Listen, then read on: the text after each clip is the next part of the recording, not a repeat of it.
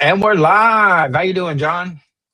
I'm great. How are you, Craig, on this frosty, cold January 20th as we're recording this? That wind chill is a killer, but I know these episodes are coming out at some point. But how are you doing? I'm doing well. I think these episodes are actually going to come out soon because there's still a gap and because some of it is relevant, like the CES stuff. So we'll get it out like in the next couple of days. Well, then hope you're staying warm. Yeah, everyone stay warm. We might as well jump into this first one. It's on perfect. Today we're diving into the weirdest side of tech, the AI gadgets of 2026 that feel like they jump straight out of a sci-fi movie. We aren't talking about smarter phones. We're looking at holographic anime coaches and laptops that actually nod back to you. If you've ever wondered if your tech is starting to develop a personality, you need to see what's coming down the line. At CES 2026, the tools that help you work have now become gadgets that want to be your friends. We see a massive wave of anthropomorphized hardware, and don't get me started on that. Tech with faces, bodies, and even the ability to read your brain waves to help you win video games. It's a wild mixture of breakthroughs and total gimmicks that are redefining how we interact with machines in our homes, and we're going to take a look at some of these funky gadgets. What's going on here, John? Yeah, there's some really cool gadgets, AI gadgets that were announced. And I think we actually covered one, which was the gaming headset that uses AI to read your mind. I can't remember, but we might as well start kind of we'll start with that one. So this new Neurable X HyperX concept is hoping to change kind of how you game. Essentially, it looks like a normal gaming headset, but built into the ear cups are various sensors that can supposedly read your focus levels. And so they're similar to the brain BCIs, the brain computer interfaces that you might have seen on different sci-fi shows and that we've covered in the past. So there's a bunch of wires and discs attached to them, but shrunken down for the consumer market. Here's where the AI comes in. So because the sensors are shrunken down so much, it gets fewer readings than the bigger ones in the labs.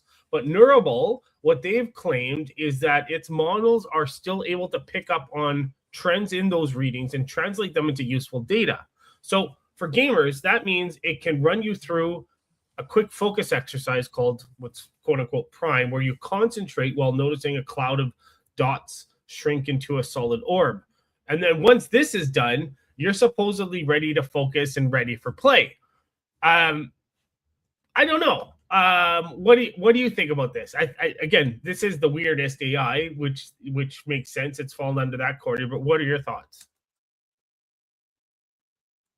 I think you're muted. Yeah, I had a little coughing fit earlier. So anyway, I'd like to know how good it is. Like from great that it's training AI, but we've talked not specifically about this, but we talked about, the EEG head thing that could do stuff. But does this, you say it has limited signal quality compared to proper scalp electrodes, mapping noisy signals into a simple focus score. So, if it's just telling us that, our focus is less when the dog is barking or when something else is on, like, what's the point? Yeah. So, I mean, we can say a gamer headset, but I'd like the kind of idea of being able to do this for work, as a programmer, Flowgrammer. Yeah. Yeah. But the point, I guess, is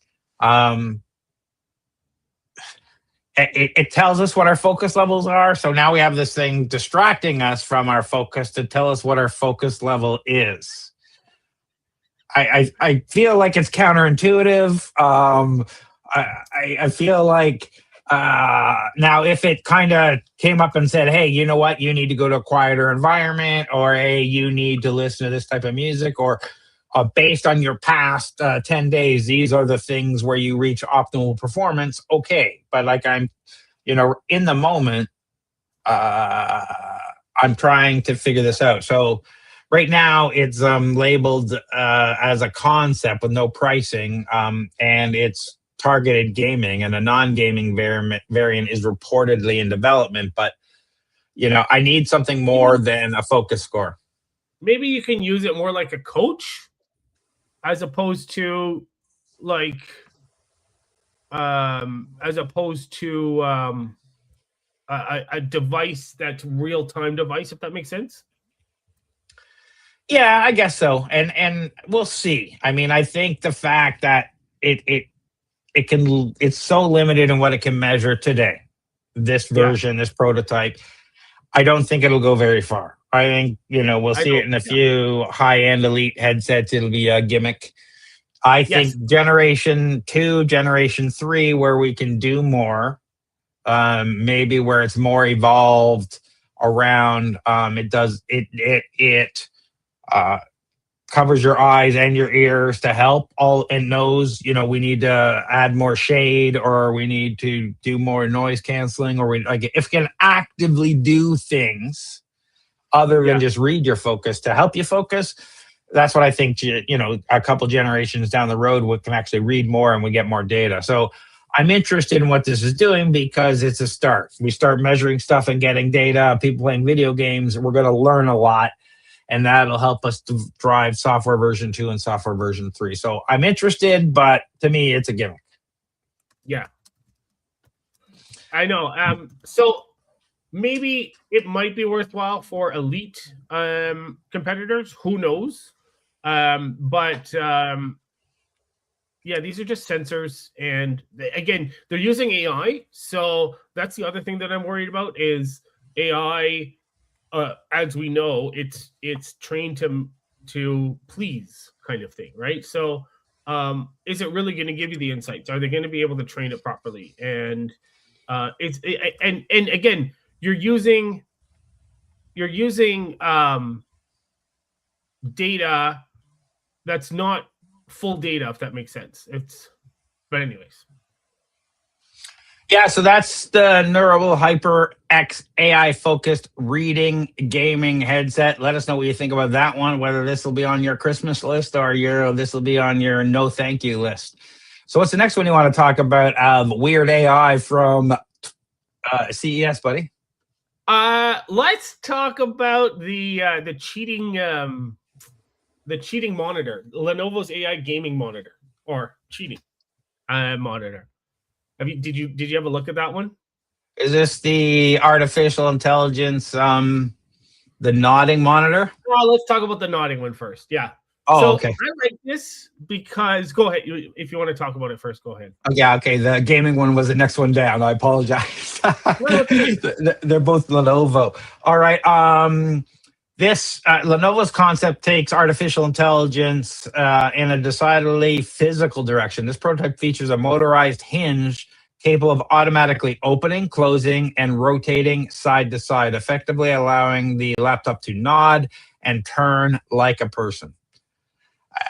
The laptop integrates with an AI UI layer that projects animated eyes on the display and uses the motorized hinge movements as the physical body language. In the demonstration, using ChatGPT as underlying AI, the laptop could nod in agreement, turn to face users, and simulate personable embodied interaction.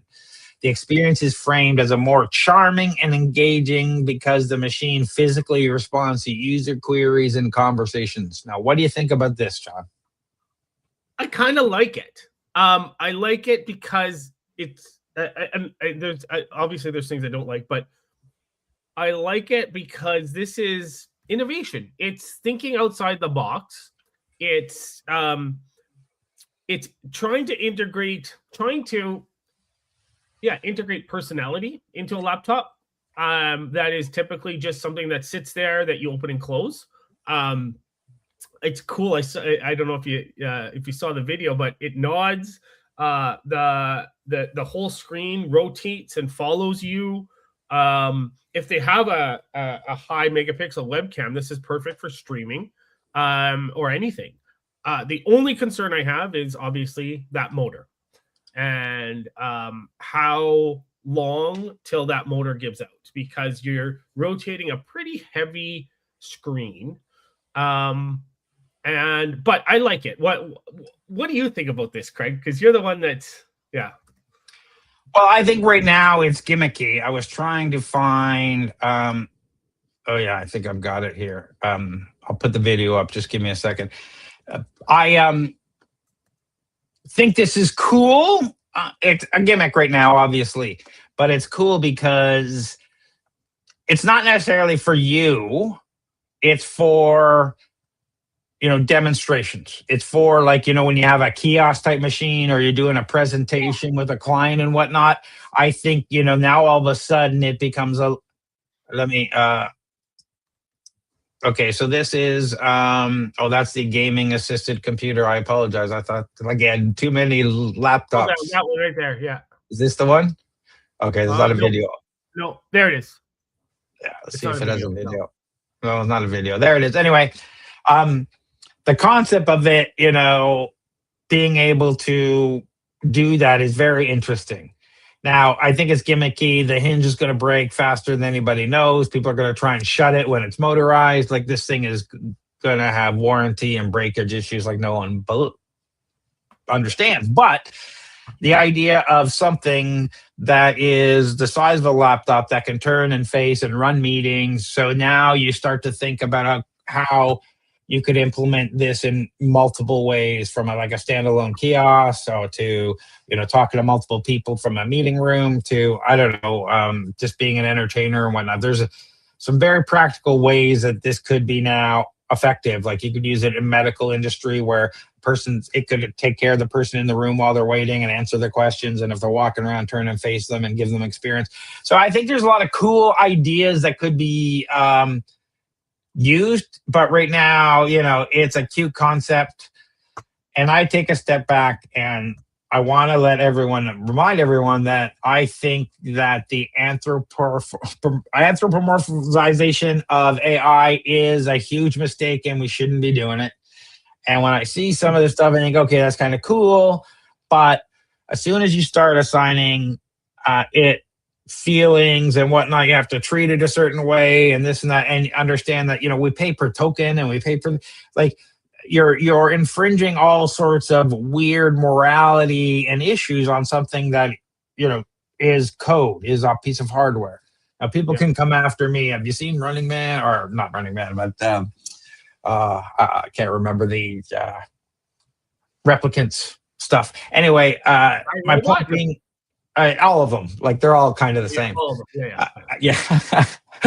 I was referring to a specific one, but all of them. Blade Runner is what I was thinking of. But my point is that at what point is it intelligent and we're anthropomorphize it? Now we've got to give it rights. We have to give it legalities. We've got to give it breaks and time off. And we have to, like, you think I'm kidding here, but, people are already having relationships with their AI that doesn't have any of this stuff.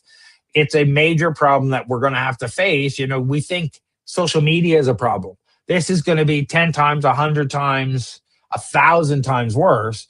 We've got to stop so that it doesn't do these things. But that being said, I don't mind in a conference style, if you're at a conference and you have 4 or 5 of these laptops out there that will stop people and talk to them as they're walking by at a trade show, that's useful.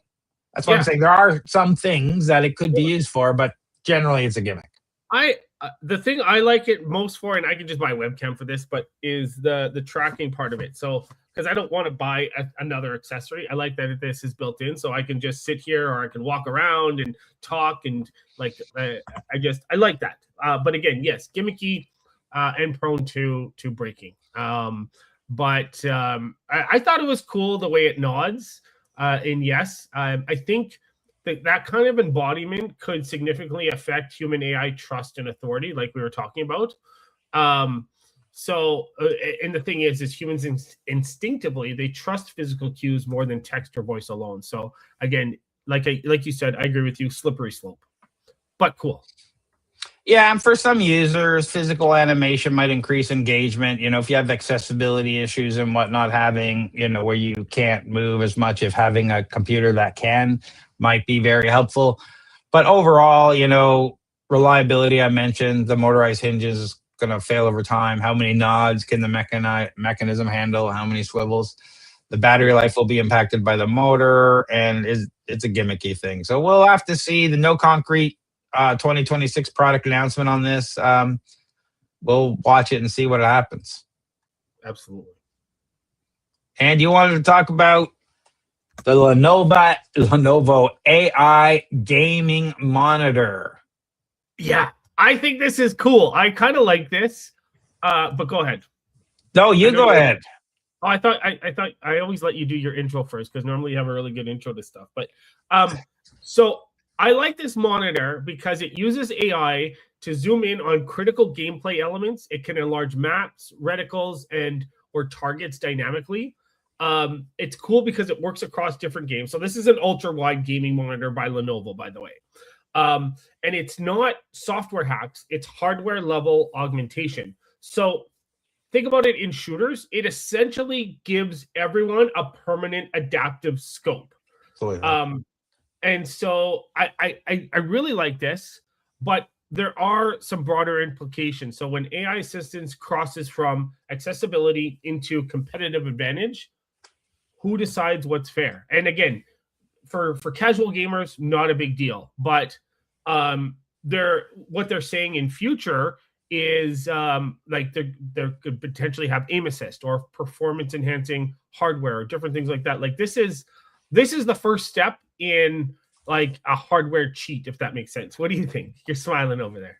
I'm smiling because I'm trying to get this video up to load, and every time an ad plays or this happens or it's gone, I know, and it's gone to the next one. So I got the video playing. We'll see what it shows us here. So I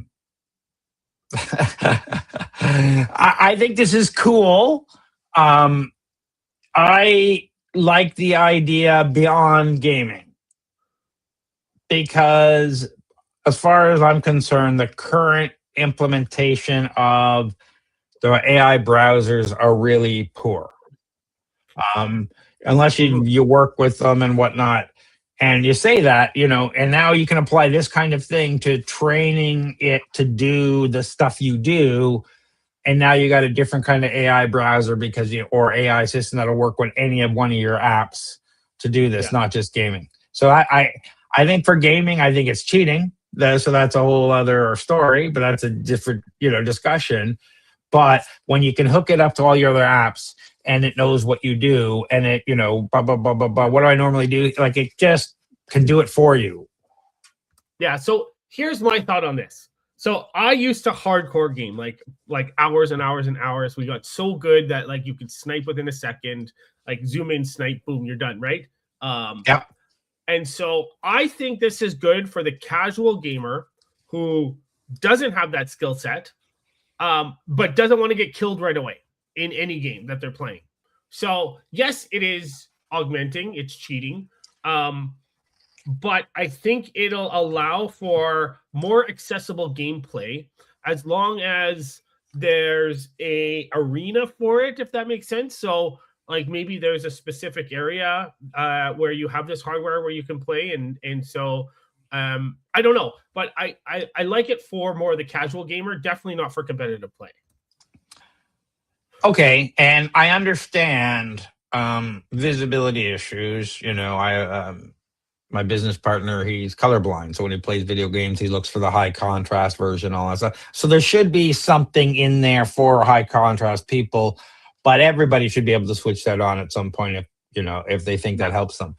But something that automatically zooms and automatically does some things for you,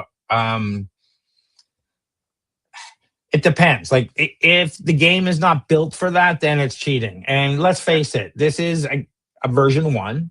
So it's the first thing. Yeah. What's the next feature they're going to add? And what's the next feature they're going to add? And when are you going to say, oh, wait a minute, that's too much? Yeah, I get where you're coming from for sure. It's too much already, like by enabling this. But it is good because now I would consider myself more of a casual gamer. maybe it's good. Anyways, yeah, there's use cases, but it's still cheating at the end of the day. But I think it's a cool concept. But I get the cheating aspect of it for sure. Well, I mean, with games, you can up and down their easy, hard, medium, whatever level. So when you're playing yourself, but if you're playing PvP, then you're just cheating because what have you. Now, maybe there's other issues, but some gaming monitors already implement crosshair overlays, black equalizers, and aim stabilizers. AI-based upscaling technologies like DLSS and FSR standard. So context-aware overlays represent a logical step in this evolution. Yeah. Unless the game, it's part of the game and it supports it, which I think will come along and that'll be fun. Like all of a sudden, if the game can detect your hardware, enable this kind of feature, and other people have to button press to kind of do that thing, sure, that just becomes a new sellable gimmick, right? I have a question for you then. Yep. Kind of a philosophical question. If this is cheating, what about those high-end controllers that allow for like rapid triggering or things that give person an advantage, or someone that buys a super fast internet so that they have low latency, where like, is that considered cheating? So if we're going to go down the morality route, I take a step back and say, if you're playing against the computer and not people, you can do whatever the heck you want. It's not cheating. I mean, I'm talking because it's your experience. Like, if you want to apply a cheat, put God mode and play the game, it's your game. Play it however you want. Get the enjoyment out of it. Yeah. So now for this kind of stuff, I say high-end equipment is not a problem. What is a problem is any sort of macroing. Anything that's not allowed in the game. If you have a keyboard that you can hold down and go faster, there's 4 or 5 of them out there now that are doing it. Yeah. Like, that's just a 6 months, a year benefit for somebody, because every keyboard will be doing it at some point. So that's a natural evolution. But when you can press a key and it does 5 different things that the game's not supposed to, then that's what I would call cheating when you're up against people. Yeah. So, I mean, people are going to have better hardware. They're going to have better subscriptions. They're going to have better in-game gear. They're going to have better internet connections. That's just a fact of life. And trying to get everybody down to the same level is kind of ridiculous. But if you're having a computer actually playing the game for you, that's when it becomes cheating. Like when it's just hitting the buttons and doing the stuff, that's when it, That's true. Yeah, you've got AI in this case, right? Or it's hardware and AI. So yeah, okay. Now, I like what they're doing, again, because the more work they do with this, the more data they can collect, and then the more they can start extrapolating out, saying, all right, well, let's put a camera in the monitor, and I'll tell what area you're looking, and I'll understand when you're straining, and I'll zoom in. And it's not for games, it's for reading, it's for web surfing, it's for all this stuff. And now what else can we do? What other things? I see where you're looking, I'm going to click that button. All of a sudden, we've got much more functionality. Now, I don't know what else you'd want to do, but when the AI can do these things automatically for you based on the app, based on this, then sure, why not? Yeah, sure. Because we're all looking to be able to do our jobs faster and better. Let us know what you think. This Lenovo AI frame gaming monitor, do you think it's something you're going to go out and grab? Do you think I'm wrong that this is not cheating and this is just the next evolution of gaming, and if you don't have one, you're a loser and that's the way it goes? Or what is your thoughts? We'd love to hear what you think about it. Which one do you want to talk about next?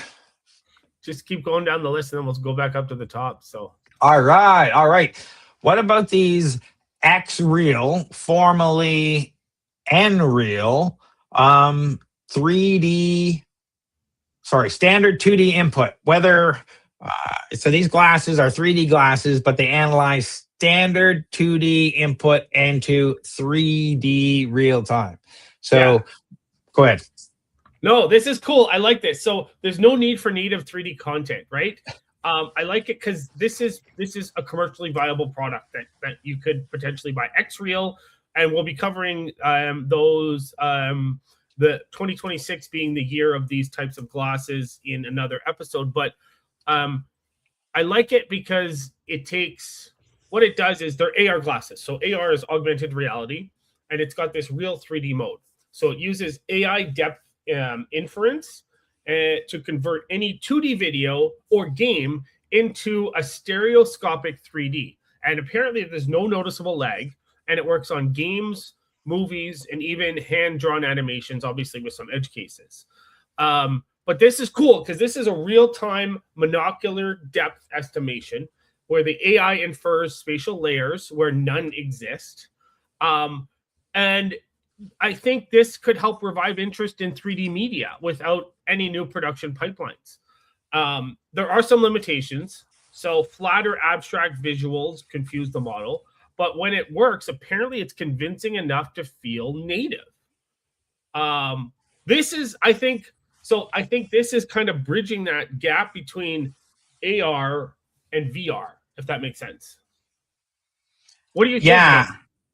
This is like they're a real AR glass manufacturer with products like Real Air that already are on the market. So they've explored 3D and AR viewing models before, so making this a natural evolution.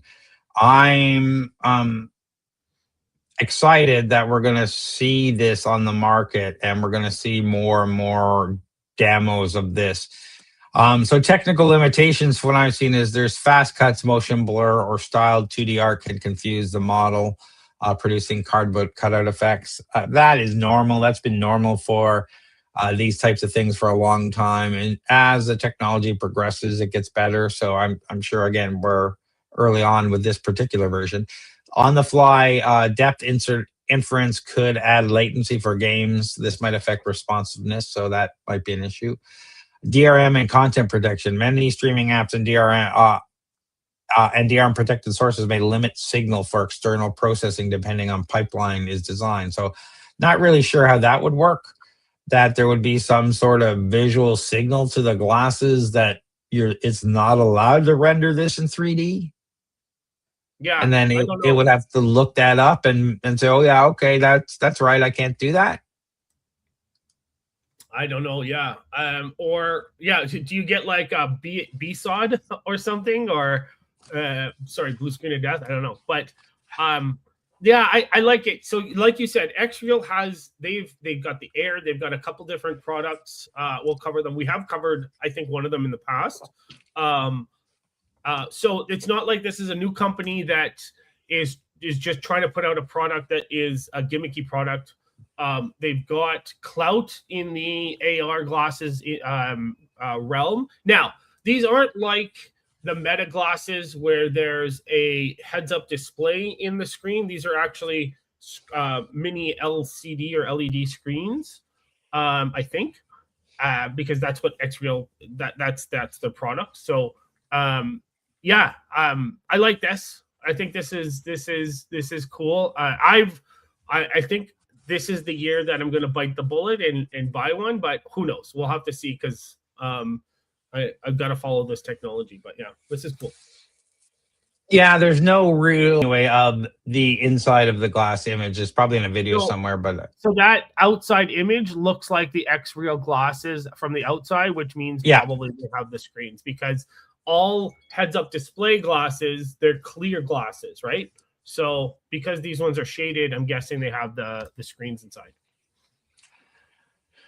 So despite, somewhat gimmicky and some limitations and latency, and, as long as you don't move your head too fast, the quality seems to be really great. And there are some challenges. And the value proposition for this is really strong. So addressing the scarcity of the native 3D content for AR and VR devices, and making existing libraries instantly compatible makes this a very interesting offer. So the question I have for you, John, is will you be running out and grabbing one of these when they come out, or will you be waiting to see? Probably not the 3D ones, just because this is newer technology again, but probably an XR glass, because it's been around for a couple of years. There's actually a gaming XR glass that came out at CES, but probably not these. But I'm curious to know, what about you? Because you travel on the train and things like that. Would XR glasses be something that or AR glasses be something you would be interested in? Probably not.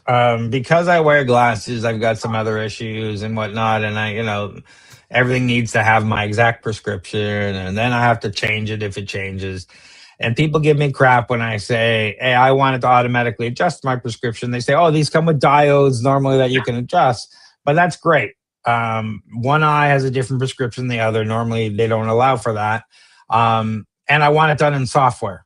I want it to know my prescription and automatically do it. And it should be able to do that. So I'm waiting for that. And when that happens, because then when my prescription changes or what have I don't have a problem, or close versus far, it'll figure it all out. So I think, you can do the whatever that diopter is. But for me, I don't think so. But for other people, a lot of people are into putting stuff on their head. I'm not there yet. Yeah, see, this is where I'm going with this. So, not that I travel as much anymore, but it'd be nice to have like that PC in a keyboard, with these glasses, and all I gotta do is bust out the keyboard, and I've got a mouse, and I can kind of, I've got a full computer there, and all I have is glasses and a keyboard kind of thing, and a mouse. So you remember last week when we talked about the computer keyboard that at CES, just plug it in and off you go. That's what a lot of people were saying. You could easily do. Yeah. And that, we talked about the travelability, depending on the size of that keyboard and how it packs up, that combo might be a very interesting combo of portability and screen, right? For me in the train, I'm usually on my phone or my iPad doing stuff. And, would I prefer it be more compact or more private? Absolutely. But unfortunately, I don't want to wear stuff on my head, and I want to see what's going on around me. So let us know what you think. We're kind of mixed on these X-Real AR 2D to 3D glasses that can transform video or games to 3D. Let us know if you think this is cool and you'll be up for grabbing them. Do you want to cover that AI hologram, or do you want to jump to the battery? I think we need to cover the AI hologram because it simply is, if there's anything that has got a bug in my craw. All right. Another one of the weirdest things, or weirdest AI of CES is Razer's Project AVA. This is a small USB tube accessory that plugs directly into your laptop and features an embedded camera paired with what Razer calls a pseudo holographic display. The star of the show is Kira, an animated style avatar who serves as both an AI esports coach and a general purpose AI companion. I think you can tell the market they're going after. So Project Ava or AVA uses its built-in camera to visually recognize attributes in the user's environments. In demonstrations, Kira notices reporter's orange sweater, commenting on it and asking about their experiences at CES before seamlessly transitioning into gaming mode. When the user launches Battlefield 6, Kira offered basic loadout advice and coaching tips. The system is described as AI agnostic, meaning it can work with different underlying language models rather than being locked to one provider. Avatar animations are powered by a partner called Animation Inc., which reportedly runs similar AI companion applications. So is this the AI girlfriend on steroids? No, I think this is a next step in AI girlfriend. So it's not. So again, the thing is, it's not really a breakthrough in kind of any sort of AI intelligence. It's more of a breakthrough in AI embodiment. The novelty is kind of not the model, but the dedicated physical interface, in my opinion. So I don't know if there's a video of it, but yeah, there's a picture of it. The hologram is closer to a transparent screen than a true volumetric projection. But it shows that AI companions are becoming consumer products, not just app features. But to me, I think the value proposition is unclear. It is AI model agnostic, which is cool. So you can hook it up to Grok, ChatGPT, Gemini, or Anthropic. And yeah, like you said, it can see you. It can notice different things about you. You can talk to it independently of your laptop audio, and it can give you, like you said, gaming advice. So this is just kind of a physical representation of the chat mode with Gemini or with ChatGPT, in my opinion, right? Or do you think it's more than that? Yeah, I was showing the male character. This is Kira, the female character. I mean, I like the concept. And again, this is a beginning thing, and CES shows a lot of really early stage things, and some never make it and some do. But other than characters, you know, because I think the anthropomorphization of any of these things is horrible. This could be a really interesting learning device when we can say, you know, people aside, show me geography, show me objects, show me the things I'm talking about in history. So that kind of stuff, you know, now we're talking about something, you know, where we really reimagining an interface that will bring something to life in front of you based on whatever's going on. I like that. That's cool. Yeah, that could be the next step. So like you show it a globe and then you say, okay, zoom in on Ukraine, and it zooms in on Ukraine. And that is a super cool, usable, non-gimmicky interface. I like that. Let's build it. Yeah, so I think the concept is here, but obviously these are static libraries and whatnot. But when you can tap into Google Earth and a bunch of other things, you can start to think about, okay, I can do some really cool stuff with this. Now, gaming wise, sure, it's a gaming coach and all that kind of stuff, but you know what drives sales is, hey, this could actually be my character in the game. Whatever I'm playing, it'll download my character and show me different poses, and I'll see him fighting while I'm fighting here, or maybe it'll be my pet or this or whatever, or you know, all of a sudden kids will want it because it's a 3D representation of whatever they have. So there's a bunch of things like that's a gimmicky gamey thing, but you know, you could do it. Like you could also take it a step aside and say, why not put my actual wife, girlfriend, boyfriend in here, so when I'm talking to them, they can talk through this box when I'm on the phone. Yeah. You know, so go ahead. Yeah, go ahead. I just think there are things we haven't thought of about the interface. And I think the anime boyfriend, girlfriend that also coaches you on how to play games is an interesting place to start. But it's not, that particular thing is not for me. But I think the evolution of this interface could be very interesting. Yeah. But my question is how does it coach you? Like what is it doing? So when it knows what games you're playing, it gives you advice on load ups. She gave some generic loadout advice. I spoke to her using the microphone built into her tube. She responded using her speaker rather than the laptop's speaker. Ray just said that was more directed, hence she brought up gaming right away. So I don't know the library she has. Now, that could be also a very interesting advantage if you sit back and say, I know lots of people who new games come out, new builds, new DLC, new character classes, new whatever, and people are trying to figure out what the best builds is for them. And all the information out there is crap because it's brand new, doesn't have this. All the AI is using 6 months, a year old information. If they had its information loaded up gamer heavy, saying every time a game comes out within 2 days, we're going to have our thing fully updated with all the loadout knowledge and builds and stuff for that game. Okay, now you've got something that can help you. Now you want to take it to the next level. If it can actually monitor where you are in the game and know what happens, it can start giving you a level of advice based on what you tell it. I'm playing level easy, so tell me to watch out when I'm about to hit a boss. Oh, that looks like a scary spot up there. Look out for the boss. You know what I mean? Like you can do some things with it and integrate it. These are just random thoughts, but I like the interface. I'm not sure this is the best use for it, but it's, for version 1, I'm interested.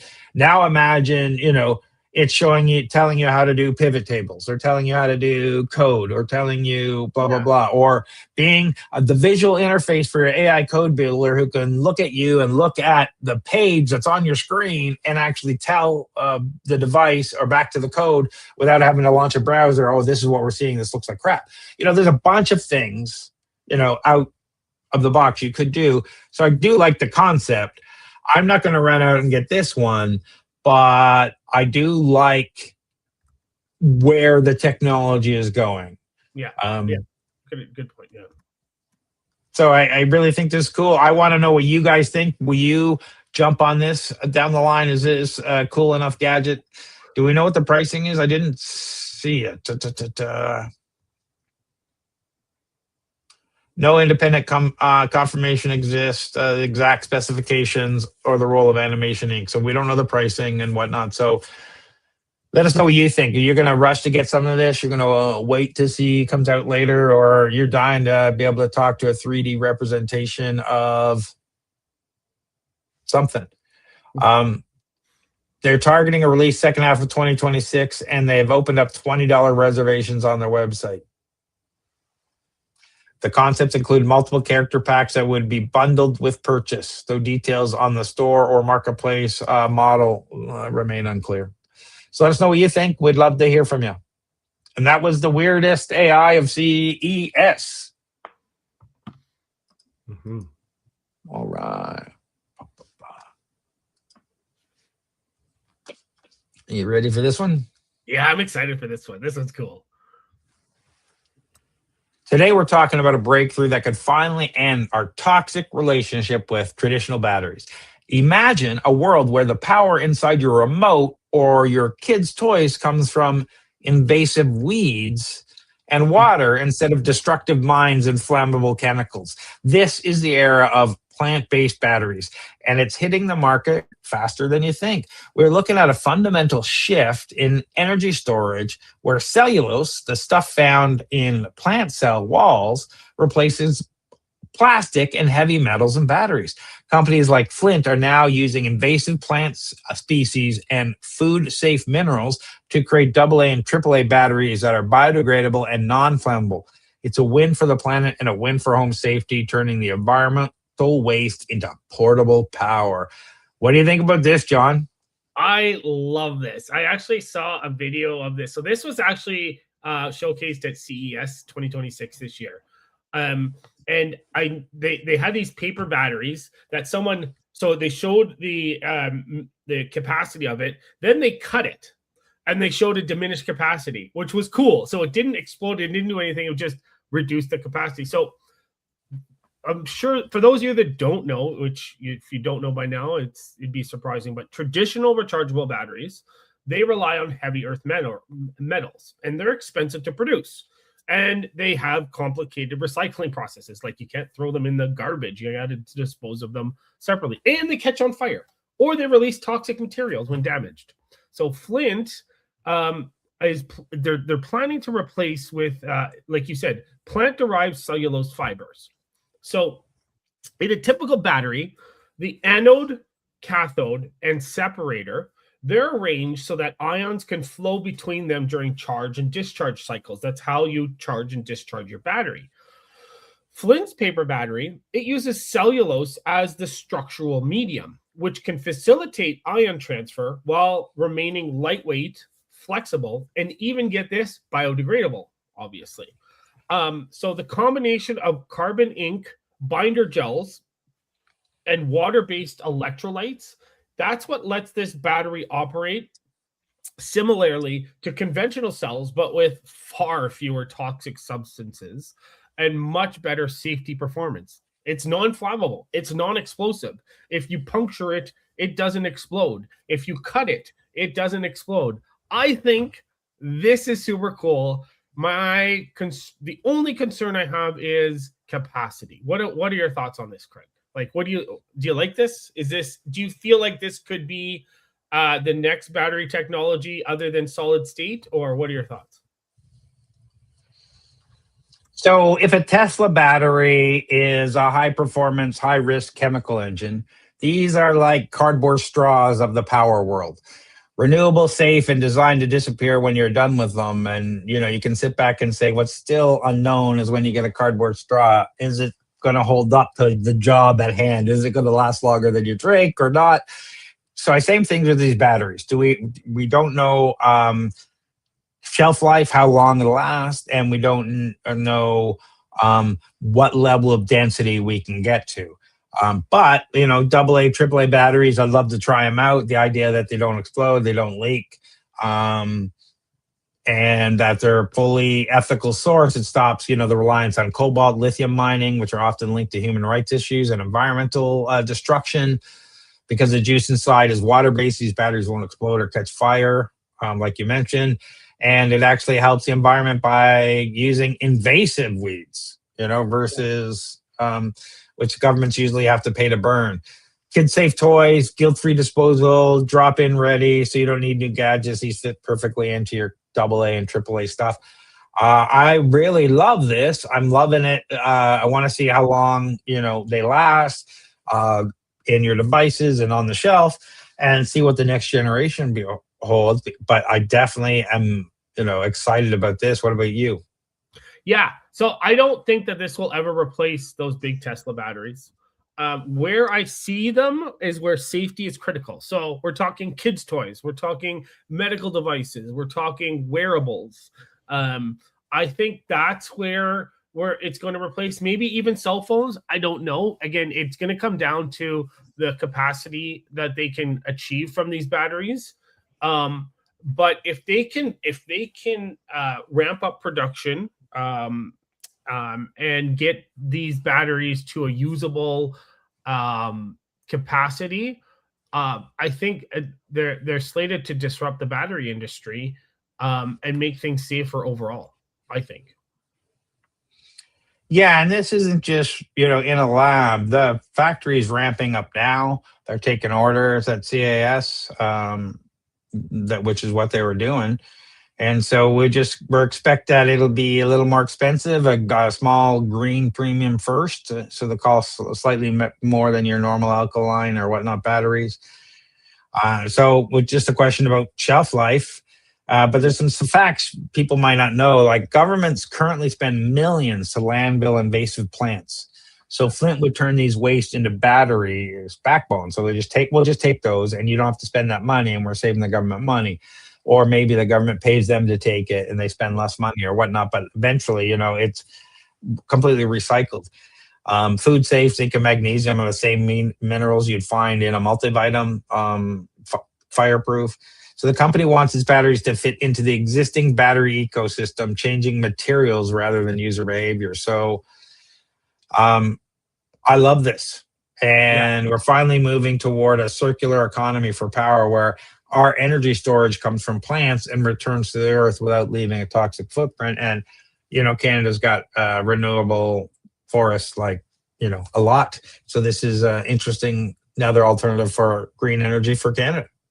Yeah. So you were talking about shelf life, right? So because cellulose can improve safety and reduce supply chain risk, the research also suggests that it can help prevent battery degradation, which is caused by dendrites, which is these tiny metal formations that shorten battery life. So maybe these will have a longer shelf life than current batteries. Well, we'll see. I doubt that, but you never know. They never do. That's what I'm saying. Like, that's optimistic. It never happens that way. Maybe eventually, but we'll have to see. Yeah. So tell us, would you pay a few extra cents for a battery made of weeds if it meant your trash was no longer toxic? I'm genuinely excited to see these hit the shelves this year. Let me know in the comments. Are you ready to go plant-based with your power, or just sticking with the old school alkaline batteries? I know I'll be looking for these to give them a try, and I'll let you know when I find them and try them.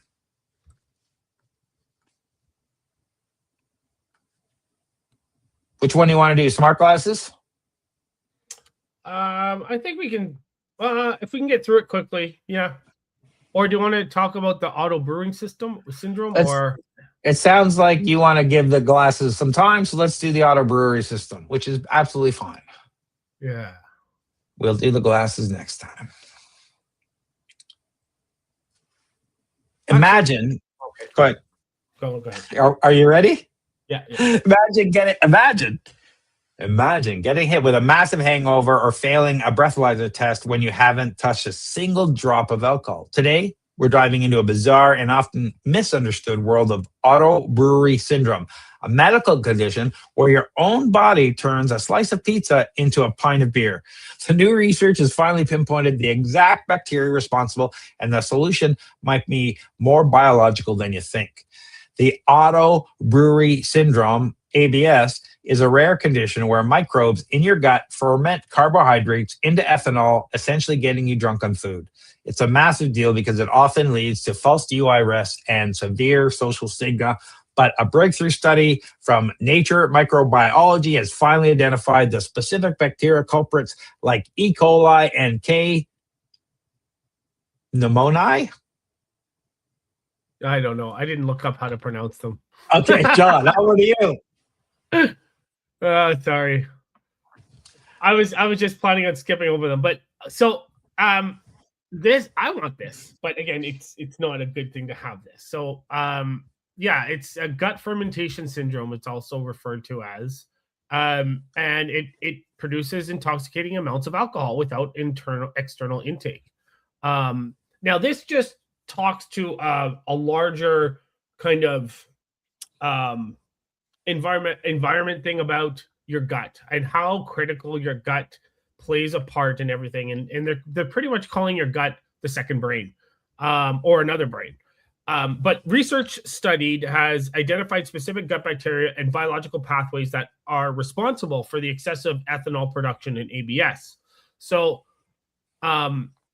while traditional case reports focused on yeast, the newest work highlighted bacterial fermentation as a major contributor. So some strains can convert dietary carbohydrates into ethanol via these classic fermentation pathways. So in these pathways, microbes convert sugars into pyruvate and then into acetaldehyde and ethanol, and it releases carbon dioxide as a byproduct. So when it's present in high numbers or paired with metabolic imbalances, that's what leads to the ABS that you're getting. So why it happens is it's gut dysbiosis, and which is an imbalance in the microbial community of the intestines. So factors such as high carbohydrate diets, prolonged antibiotic use, metabolic diseases like diabetes or prior intestinal surgery, and impaired liver functions, that can all promote the overgrowth of ethanol-producing microbes. So, note to self, eat lots of carbs, take lots of antibiotics, and drink a lot. Kidding, but this is also scary, though, for people that don't know. I know I play light about it, but this is scary for someone that doesn't know. I've actually seen it in some TV shows. They've done this, but to not know that this is happening to you must be super scary and frightening. So this opens the door to an interesting, exciting development called fecal transplant. So fecal microbiotic transplant as a potential permanent cure by resetting the gut's ecosystem. The study indicated a detailed case study of one patient with persistent auto-brewery syndrome who underwent fecal transplant auto-brewery syndrome treatment. The first transplant after one treatment, other treatments failed. The patient received processed fecal material from a healthy donor. The goal was to introduce beneficial bacteria that would outcompete the ethanol-producing strains. The results were dramatic. The patient experienced a marked improvement in ABS syndromes following the transplant. Microbiome analysts showed reduced levels of fermented bacteria and decreased ethanol production in stool samples. Relapse and treatment. Unfortunately, symptoms returned months later, and analysts revealed that ethanol-producing bacteria strains had increased again, along with fermentation-related metabolic activity. Second transplant, the doctors modified their approach using a different antibiotic pre-treatment before the second FMT. This time, the results lasted much longer. The patient remained symptom-free for over 16 months at the time of the study publication. So, it's interesting that we have it, and we are almost already potentially have a treatment/cure. Yeah, but the thing is this is a rare disease. So the rarity of the syndrome, this means that most physicians are never going to see a case, which added to the diagnostic the challenges, and also the social stigma, which again, I know I played light about it earlier, but I can't even imagine what people must go through who have this, because it's so rare, and it's difficult. So it's probably rare to get a proper diagnosis right away or quickly. So, still interesting though. Yeah. Currently, FMT treatments are currently reserved for severe clinical cases, but they're slowly expanding. And I think as they codify this and understand the treatment, and it's worked over more and more and more, and they passes FDA and all that stuff. No, it's not FDA, but because it's not a drug, but it's a treatment. Whatever passes all those things, you'll have people advertising. You'll have more awareness. You'll have doctors trained on it because it's a new thing, a new treatment that they can, make money off of. So I get it that right now it's very rare and not being diagnosed, but because this treatment is coming out, I think it'll be diagnosed in a lot more people within a couple of years faster because of this. So there are some social stigmas, and there are legal hurdles. Courts are slow to accept that my gut did it as a valid response. So people are probably going to have to start testing for this, or it'll become more popular for DUIs that they go to doctors afterwards to test for this and see what happens. So is the internal brewery a terrifying medical glitch, or just the ultimate proof that we are what we eat? If you ever felt drunk after a big bowl of pasta, you might not be crazy. You might just have a very busy gut. Let me know in the comments if you think this should be a standard test for DUI cases, and I'll see you in the next one. All right. Yeah. Cool. Let me jump down here and ask, what do you got going on, John? Yeah, not much. If you want to find me, reach out to me for any kind of government funding. Find me, John Irwin, on LinkedIn. But if they need help with their startup or anything else, or automation, where do they find you, Craig? Yeah, I'm going to use the outro from the last one for the podcast just because we don't have time. Check out torontostarts.com. Check out flowgrammer.ca. Check out flowgrammers.ca. All the stuff's there. We do all sorts of things. We help startups. We help people automate. We help businesses grow. Yeah. We do all the things. Thanks for watching. Thanks for listening. And I hope you guys will tune in again soon. Thanks, everyone.